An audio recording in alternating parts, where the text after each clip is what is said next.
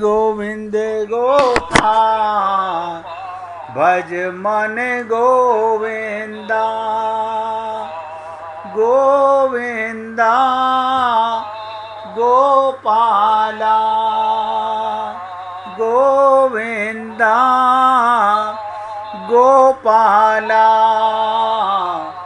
गोविंद गोविंद गोपाल भज मन गोविंदा गोविंदा गोपाला गोविंदा गोपाला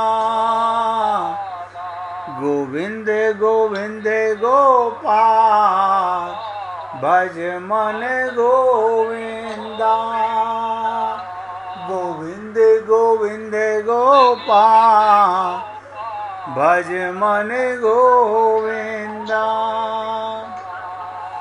आप सब पुण्य आत्मा पूरी एकाग्रता से सुनिएगा।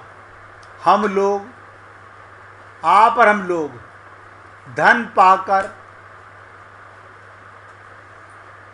सब जानते हैं, धन पाकर, संतान पाकर, मान कीर्ति के लिए,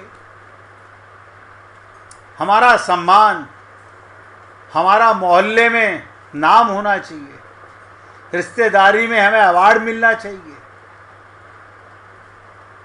जी तोड़ परिश्रम और सच्चे मन से प्रयत्न करते हैं। जितना हम इनको पाने के लिए छटपटाते हैं, आप सोचना क्या उतना परमात्मा के लिए हम अपने जीवन भर में कभी किसी दिन भी हमने प्रयत्न किया या हम छटपटाए? यानी तुच्छे धन, तुच्छे मान के लिए तो हम भटकते हैं और रोते फिरते हैं। क्या परमात्मा के लिए व्याकुल होकर सच्चे मन से हमने कभी एक आंसू गिराया? इस अवस्था में हम कैसे कह सकते हैं कि परमात्मा के दर्शन नहीं होते? हमारे मन में परमात्मा के दर्शन की लालसा ही कहाँ है?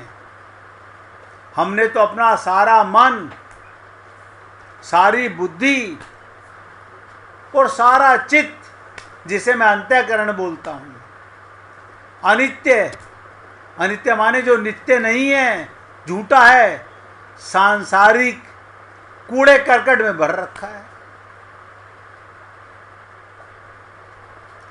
जोर की भूख, जोर की प्यास लगने पर क्या कभी कोई स्थिर रह सकता है? परंतु हमारी भोग लिप्सा और भगवान के प्रति उदासीनता इस बात को सिद्ध करती है, हम लोगों को भगवान के लिए जोर की भूख या प्यास नहीं लगी है। जिस दिन ये भूख लगेगी उस दिन भगवान को छोड़कर दूसरी कोई वस्तु हमें नहीं सुहाएगी। उस दिन हमारा चित्त सब ओर से हटकर, चित्त देखो, ध्यान दो, चित्त माने हृदय, उस दिन आपका चित्त सब ओर से हटकर केवल उसके चिंतन में तल्लीन हो जाएगा। जिस प्रकार विशाल साम्राज्य के प्राप्त हो जाने पर साधारण कौड़ियों के तुच्छ व्यापार से मन हट जाता है, उसी प्रकार जगत के बड़े से बड़े भोग हमें तुच्छ और नीरस नजर आते हैं। संत महात्मा कहते हैं, इस जग की कोई वस्तु ना हमें सुहाती है, पल पल में श्यामल मूर्ति स्मरण आती है। हे पुण्य आत्माओं, पूरी एकाग्रता के साथ सोचिएगा, अब तो चला चली का मेला है। आप हम लोगों का जीवन कोई नहीं जानता कितना बचा है, लेकिन मैं कटु शब्दों में बोलता हूँ, भगवत प्राप्ति का पूरा मौका आज भी बाकी है। अगर आप में लगन हो जाए तो मैं चैलेंज से कहता हूं भगवत प्राप्ति 100% हो जाएगी। अब बहुत ध्यान से समझिएगा कि दशरथ जी ने खाली अपमान नहीं किया, ममता मोह आसक्ति के चक्कर में कहां तक गिर गए। कहते हैं चौथेपन पायूं सुतचारी, बुढ़ापे में तो 4 बेटे मिले, वो भी यज्ञ करके मिले। अब विप्र वचन नहीं कहो विचारी, आपने मेरे 2 पुत्र मांग लिए बिना सोचे समझे, कुछ और मांग लो। इतना कहने की आवश्यकता नहीं थी, बस कह देते मैं राम को नहीं दे पाऊंगा। पर उनकी बात सुनकर विश्वामित्र को मन ही मन हंसी आ गई। राजा दशरथ की बात सुनकर विश्वामित्र हंस पड़े। ये तो दशरथ जी ने बिल्कुल उल्टी बात कह दी। अरे वृद्धावस्था में ममता को घटाना चाहिए कि बढ़ाना चाहिए?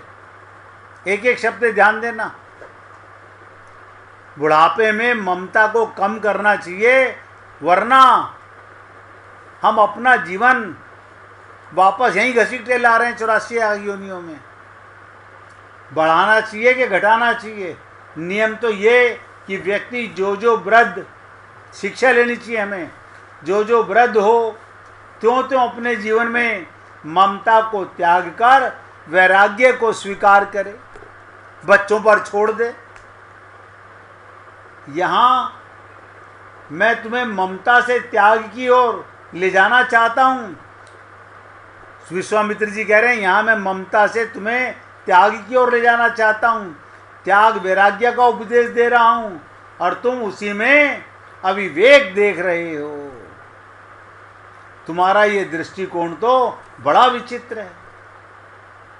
विश्वामित्र जी ने दशरथ जी के इन शब्दों को पकड़ा कि पाये सुत चारी, बुढ़ापे में 4 बेटे मिले, अर्थात वे पुत्र मुझे बड़े सौभाग्य से मिले हैं।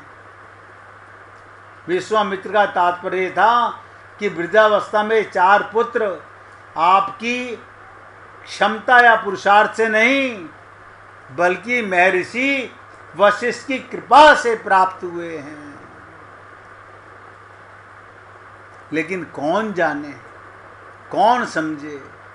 और देखो, हमने रामायण पढ़ी भी सुनी भी, कभी इतने गहराई से ना चिंतन किया होगा, ना कभी इतना विचार हमारे मन में आए होंगे कि हम कभी सोच भी लें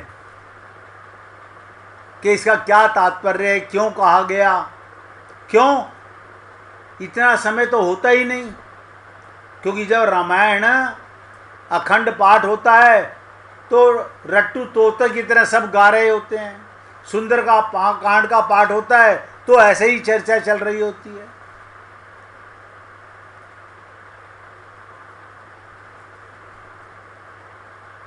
ये शिक्षा लेनी चाहिए।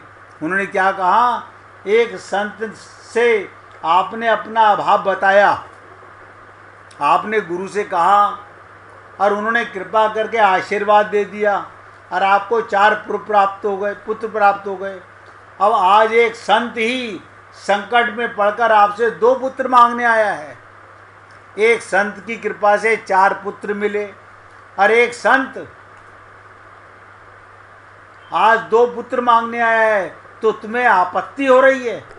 व्यक्ति को कम से कम मूलधन लौटाने के लिए तो तैयार रहना चाहिए, परंतु तुम तो आधा धन भी लौटाने को तैयार नहीं हो। संत ने तुम्हें 4 पुत्र दिए और मैं तो केवल 2 पुत्र मांगने आया हूं, इसमें तुम्हें क्या आपत्ति होनी चाहिए? ये सब बातें रामायण में इसलिए हुई कि आप और हम सब शिक्षा ले सकें।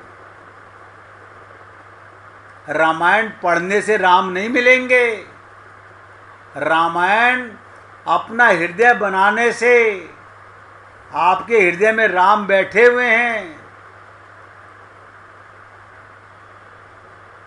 आप सोचो, भगवान ने परम मधुर परम आनंद स्वरूप होने पर भी हमारा उनकी ओर आकर्षण नहीं, यानी भगवान से ज़्यादा मधुर कोई नहीं।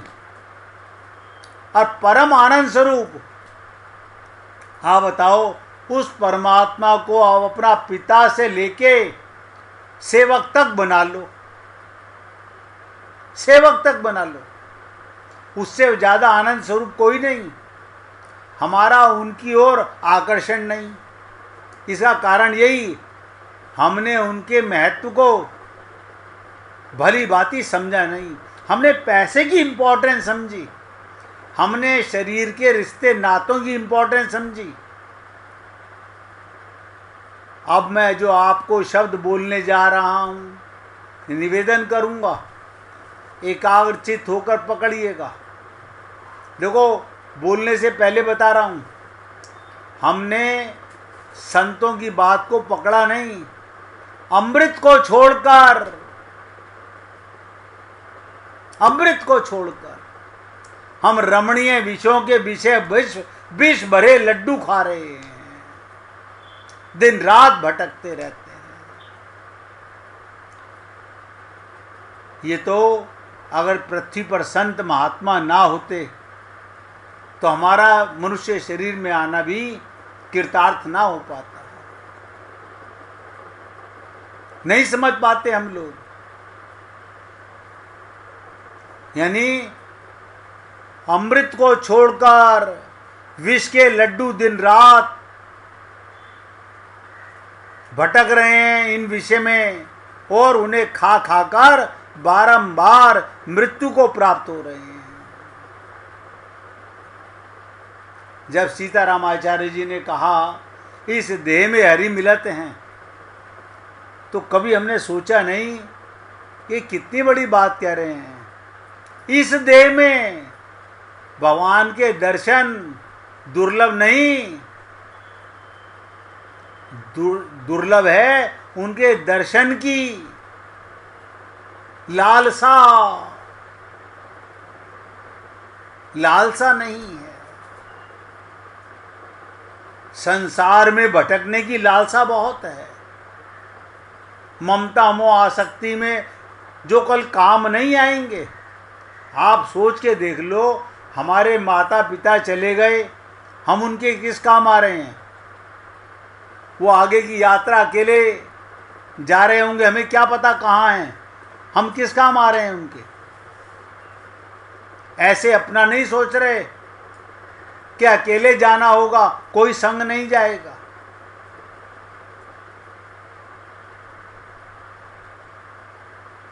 और मैं आपसे निवेदन कर रहा हूँ, भगवान के दर्शन दुर्लभ नहीं हैं, उनकी लालसा नहीं है। जो भगवान नित्य और सत्य हैं, ध्यान से सुनो, जो भगवान नित्य और सत्य हैं, सब समय सभी स्थानों में व्याप्त हैं।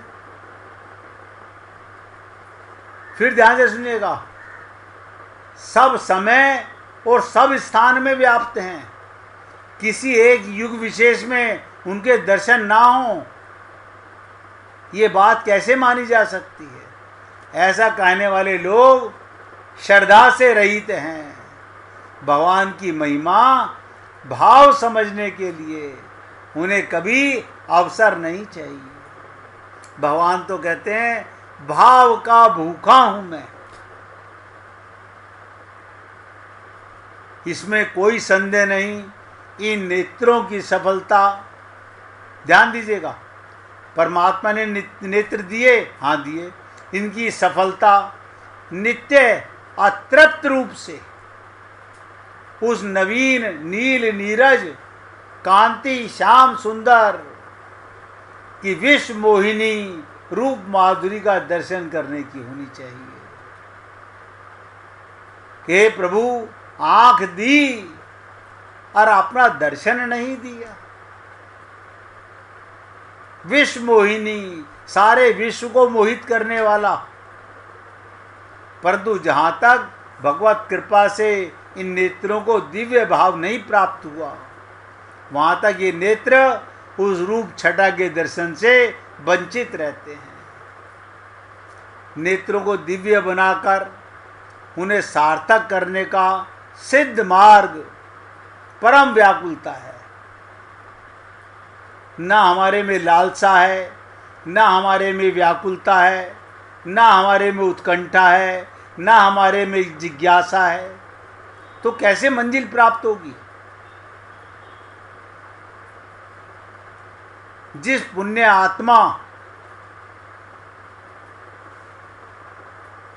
आत्मा में महान भाव के हृदय में भगवान के दर्शन की विरह अग्नि जल रहा है, कोई ऐसी आग लगाए दे कि दिन दुगनी और रात चौगनी विरह वेदना जगाए दे।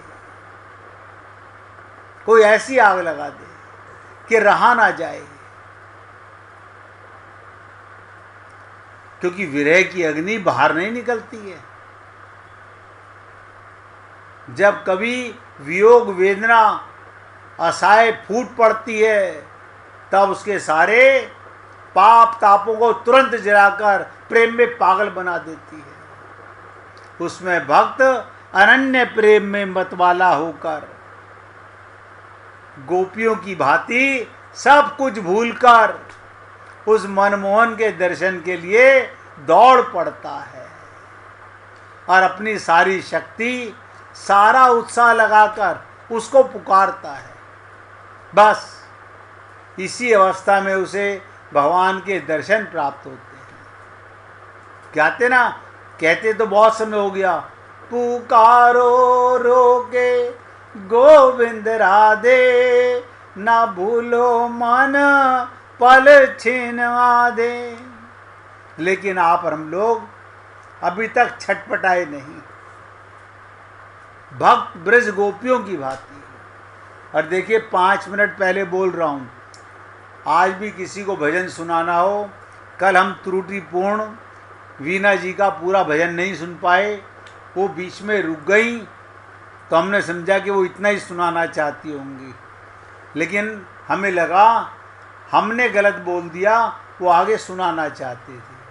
आज भी कोई भक्त अगर सुनाना चाहे तो भजन निकाल के रखिएगा भैया। तो अंदर आपके ऐसी प्रेम अग्नि जल जाए कि भगवान को पाने की विरह अग्नि आपसे रहा ना जाए, तो भक्त ब्रज गोपियों की भांति सबसे ऊंचा दर्जा है गोपियों का। उनकी भांति सब कुछ भूलकर, ध्यान दो, हम सत्संग में भी, भगवान का प्रेम सुनने में भी सब कुछ नहीं भूल पाते। ऐसी आग लगे भगवान के प्रेम की, सब कुछ भूलकर उस प्राणाधिक मनमोहन के दर्शन के लिए जो जीव दौड़ पड़ता है, अपनी सारी शक्ति, सारा उत्साह लगाकर उसको पुकारता है, बस इसी अवस्था से उसे भगवान के दर्शन प्राप्त होते हैं। और दर्शन रूपी रूप में होते ही जिस रूप में वो दर्शन करना चाहता है, जिस प्रकार उसने चाहा, ऐसी स्थिति को प्राप्त होने के लिए साधक को चाहिए पहले वो सत्संग के द्वारा भगवान के अतुलनीय, कौन से भगवान के अतुलनीय महत्व को कुछ समझे, भगवान के महत्व को समझे और उनके निरंतर नाम जप का ध्यान करने का, और जो भगवान के प्रेम में संत के मुख से निकलने वाले एक एक शब्द को परमात्मा के प्रेम का अमृत मान कर के पीता है, उसके हृदय में भक्त की, भगवान को भी ऐसे हृदय में भक्त को दर्शन देने की वैसी व्याकुलता हो जाती है। दोनों तरफ आग बराबर लगती है। ये मत समझना कि आप प्यासे हो, भगवान मिलने को प्यासा नहीं है। ये प्रेमा अग्नि जो है ये दोनों तरफ बराबर लगती है। आप अपने में लगाएंगे तो ये मान के चलना कि मुझ में कोई कमी है, भगवान के मिलने में कमी नहीं, वो तो आपके हृदय में ही उन्हें तो 1 सेकंड लगती है प्रकट होने में। हमारी पुकार में, हमारी तड़प में, हमारी व्याकुलता में कमी है। हे पुण्य आत्माओं, ये विश्वामित्र का आगे की चर्चा अब कल करेंगे। आज अपने शब्दों को विराम दे रहा हूँ। अगर किसी को भजन सुनाना हो तो सुनाइए, और नहीं तो भगवान का सुनाइए भाई जी।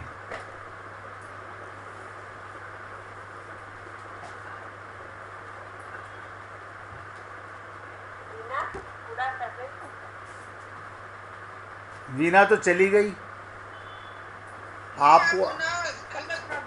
कह रहे हैं कल मैं सुना दूंगी।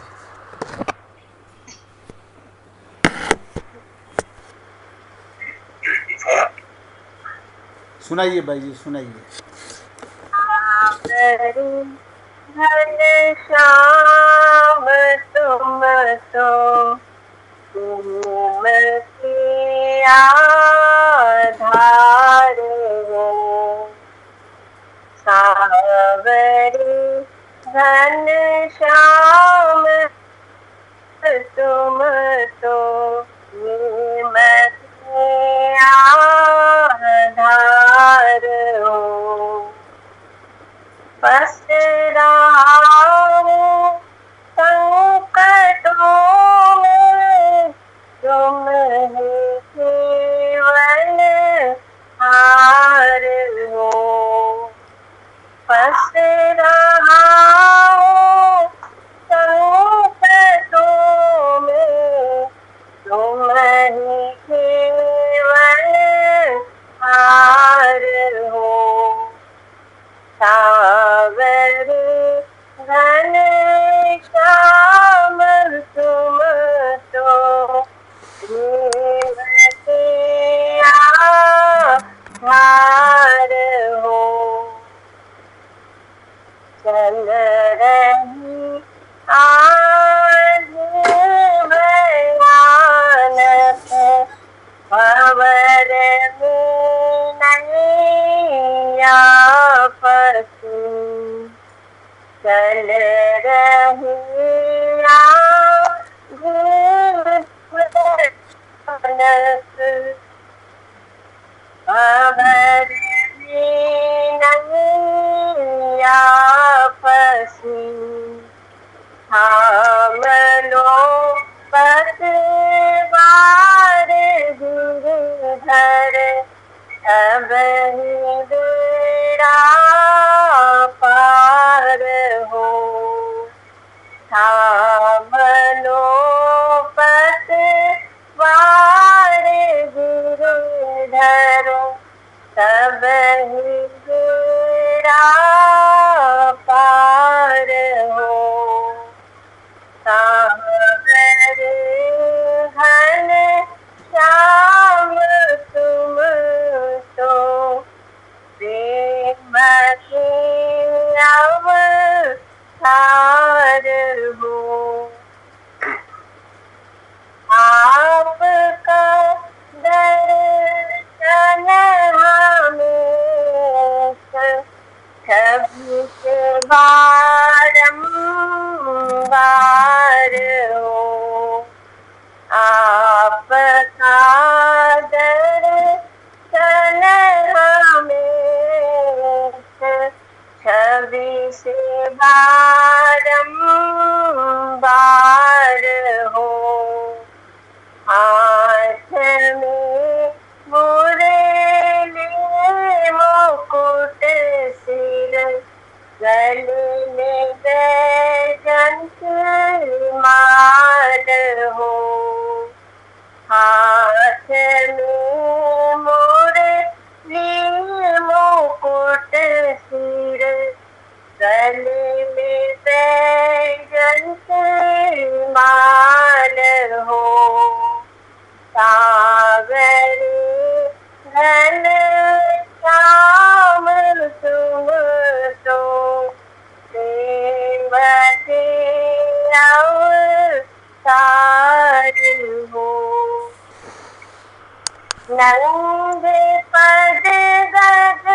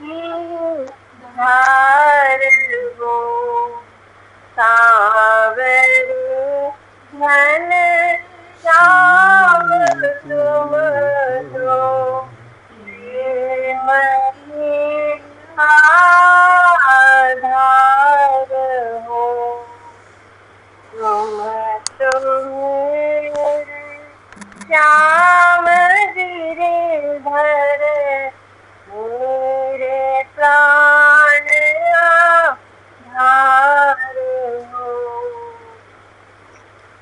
बोलिए वृंदावन बिहारी लाल की जय। जय जय श्री राधे, जय जय श्री राधे। बोलिए लाल जी का मंगल हो, सभी भक्तों का मंगल हो। सबको राधे राधे भैया, सबको राधे राधे भाई।